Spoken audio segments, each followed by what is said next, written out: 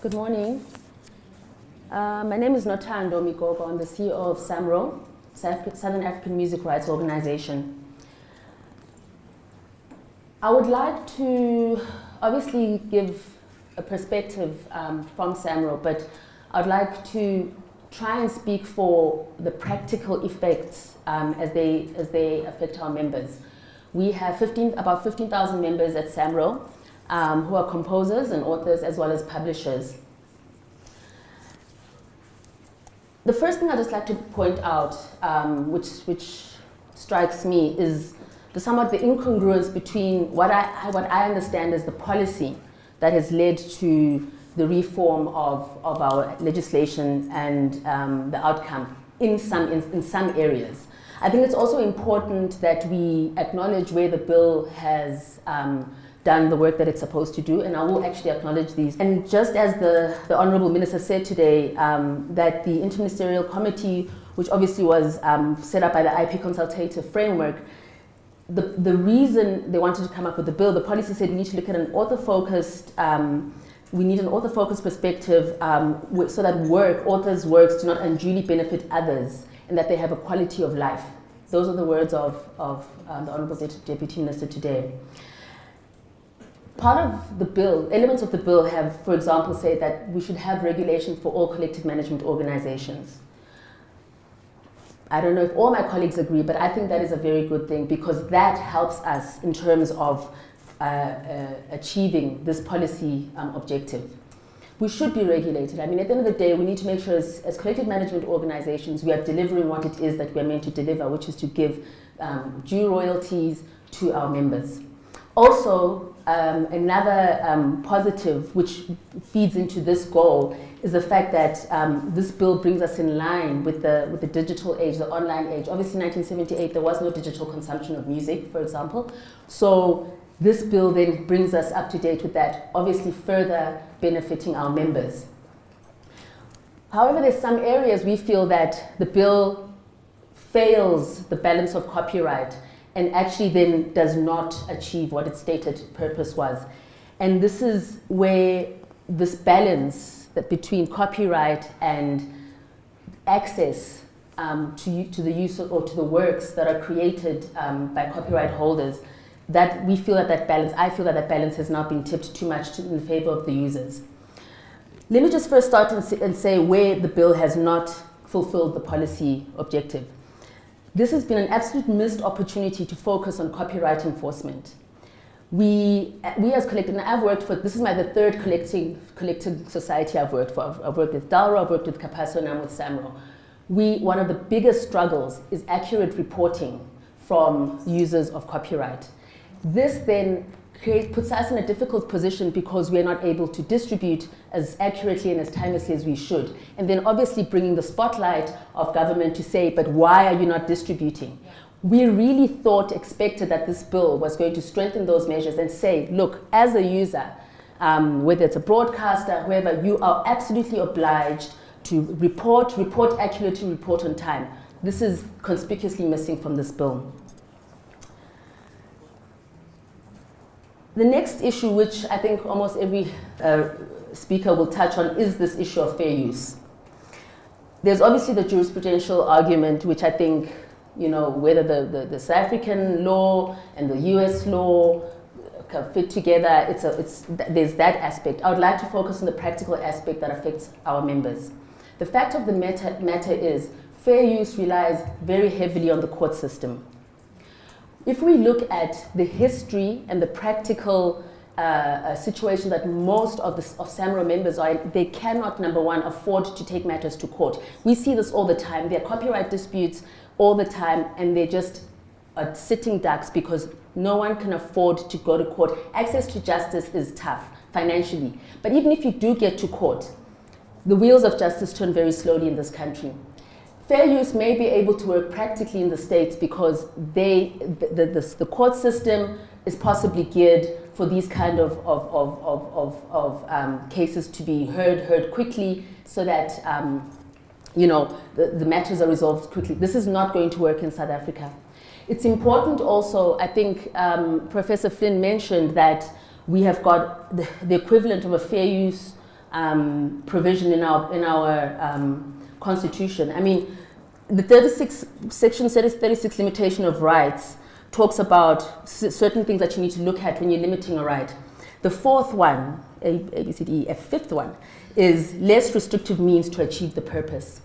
This is a very, very important aspect of constitutional teaching in South Africa. And our proposal is that whether you call it fair use or fair dealing, let's not worry about the semantics, but the fact of the matter is that fair dealing, as what we understand it to be, is very restricted cases where you know that this is going to be an infringement.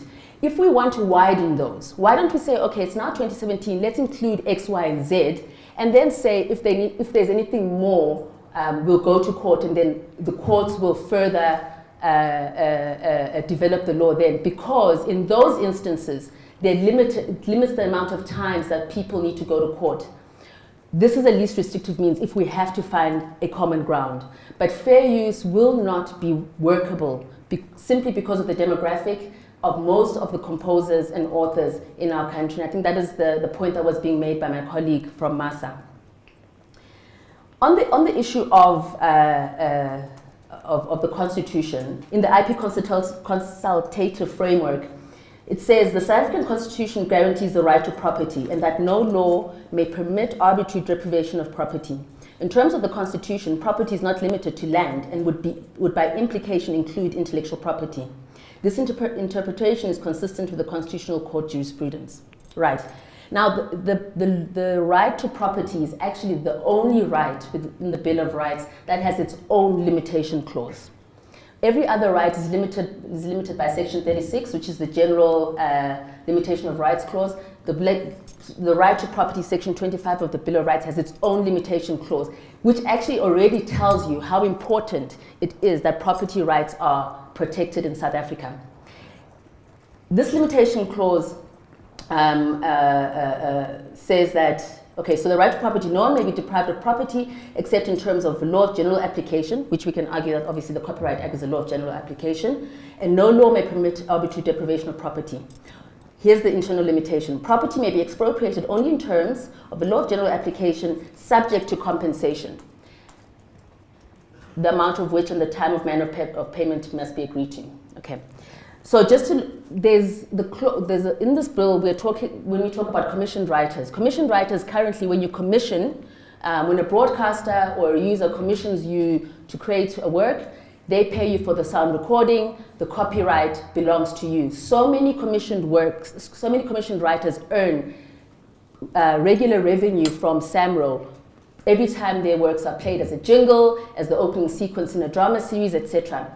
This bill is saying now, when that commission happens, there's an immediate expropriation of that copyright. It does not talk about there must be additional compensation, as the right to property requires, that if the right to property is going to be limited, there has to be compensation. The bill is silent on that. And the important thing, though, is here, this is where we're saying that it's user-focused. How does that benefit an author? How does it benefit the quality of life of an author? Yet we still have, every time, I mean, I'm not a fan of the rhetoric that every time someone dies, we have to say they died a pauper. But really, if that is what the policy is saying, and it is a fact, Professor Fabs, I absolutely agree, Chair. Why are we then, in this instance, how does it benefit anyone? How does it benefit the creator in that instance? So that's just the constitutional argument. I think we have to be very careful about how we argue that. But another missed opportunity, I believe, sorry, just one more minute. There were two other missed opportunities, I think, that in as much as the bill recognizes that we are now moving into the internet age, and we are absolutely grateful for that. But I must say that the industry has been, for the last couple of years, licensing digital service providers, music service providers, even without the communication with the public writing the act. And that is because both industry and the users realize that we have to actually work together. So I think government needs to also realize that we're on the same boat. We've been implementing this legislation, even though our 1978 Act did not allow. So the two areas that we've also missed opportunities to address is, number one, the value gap. that puts creators on the back foot.